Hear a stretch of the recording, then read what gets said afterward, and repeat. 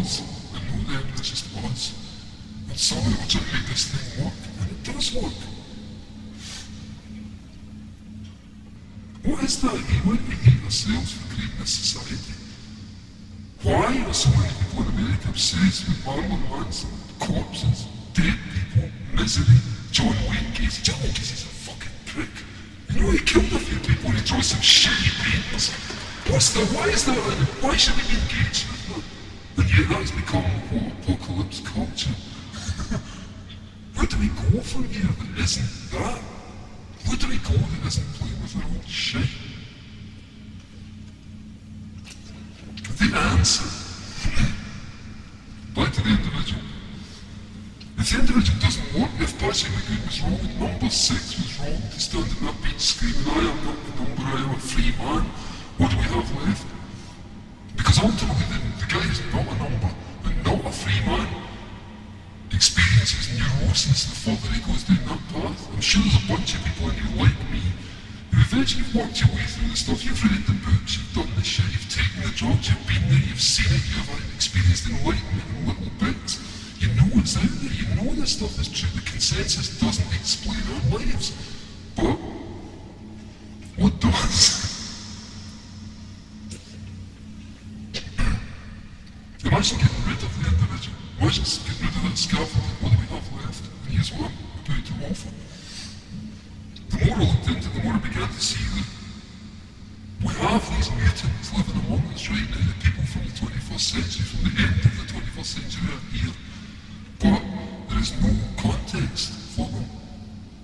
In the same way that if you lived in Tunguska 200 years ago and you were an epileptic, you would be a shaman. There was a context for you. In this society, you're an epileptic. It's quite simple, it's a disease. Nothing you say is of any worth because it's pathology. If, on the other hand, you look at these people who are the mutants, and what do they call it? Multiple personality disorder. This is what lies beyond the personality. This is what lies beyond the I, the bullshit.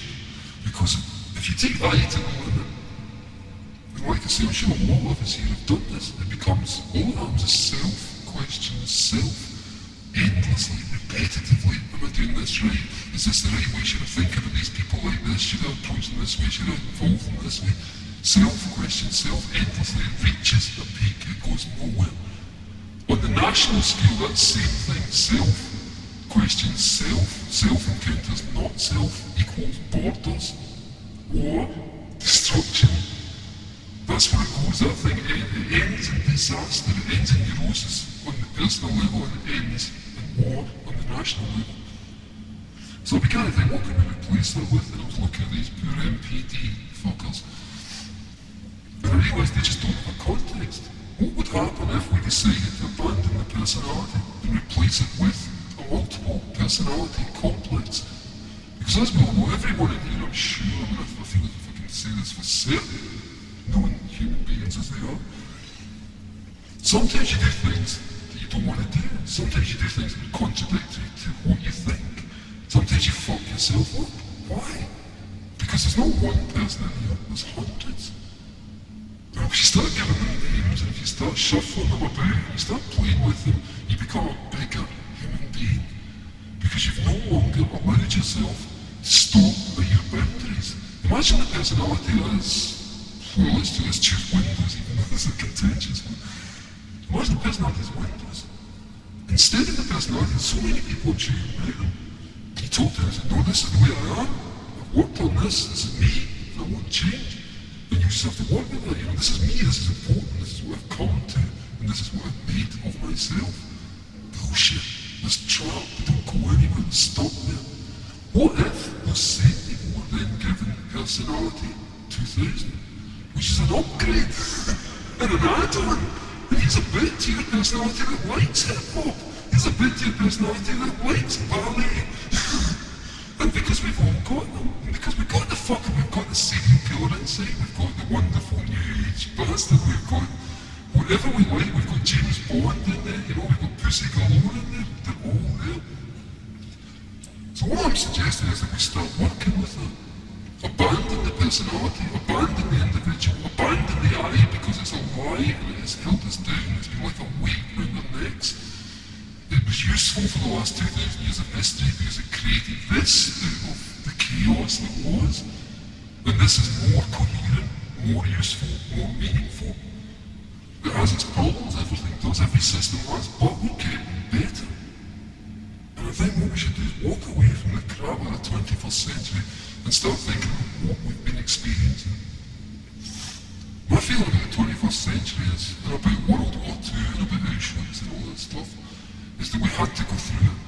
We had to do it. That was humanity's dark night of the soul. It will never, ever happen again. But it had to happen. Every single nightmare image and every image of hell that we have in our minds happened.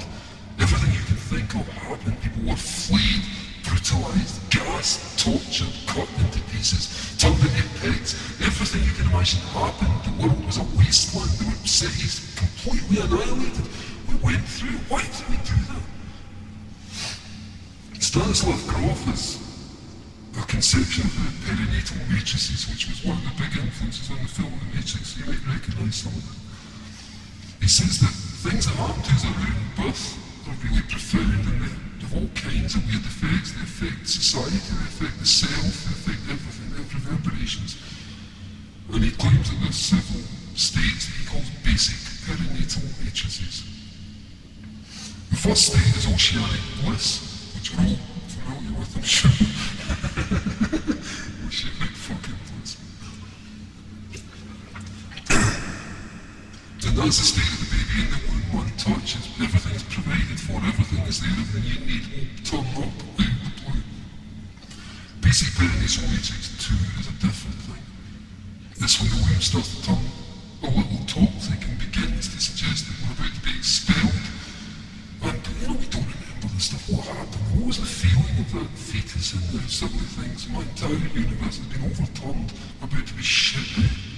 Does he know what he's going, what the fuck, what the fuck is this? I was happy there, it was cool, I was getting everything I wanted. And so on through the BPM4, which is this kind of a release from tension, which is the birth process. So I'm beginning to think, as a society, and return to the idea of ontogeny as history. Or phylogeny, whatever the fuck the word is. What we're looking at now is humanity's process through Grofian matrices. And what I'm going to do is actually a Stanislav Grof basic perinatal matrix 3 experience. Every image he talks about, death camps, control, the idea of babies trapped in tubes, you recognise all this from the Matrix, as I say. Oil, mechanism, machines that hate us, destructive technology, it all happened. What if this little baby that is the universe, this little larvae that's approaching culmination, has had to go through these stages? Because everything does. If you want to get rid of war, you get rid of war, inoculate yourself against war by having the worst fucking war you've ever had in your life. And everything after that's just an aftershock. There's nothing, we've done nothing worse than what we did in those few years. Humanity has never come close to doing anything like it. We've tried, as a few lunatics have tried. Nothing on that scale. So what if we choose to imagine that humanity has passed through that stage? We've reached the 21st century, we're now reaching basic perinatal matrix 4, which is victory after war, which is struggle is over, which is we're all here. What do we do next? There was no apocalypse, there was no Christ, there was no rapture, there is nothing. All this stuff is shit. There's only us, and we've still got another 1,000 years, and maybe another 1,000 years, and maybe another 20,000 years. What are we going to do? Who are we? Are we going to stick to these personalities, these bounded, territorial things? Are we going to expand ourselves, make ourselves bigger, so that if you happen to like world music and I don't, I can tap into your love of world music and experience it, and it means something. So what I'm suggesting is that we all take up magic, because basically it works. L'atomo magnetico prende l'energia solare e si apre, prende quello terrestre e si chiude.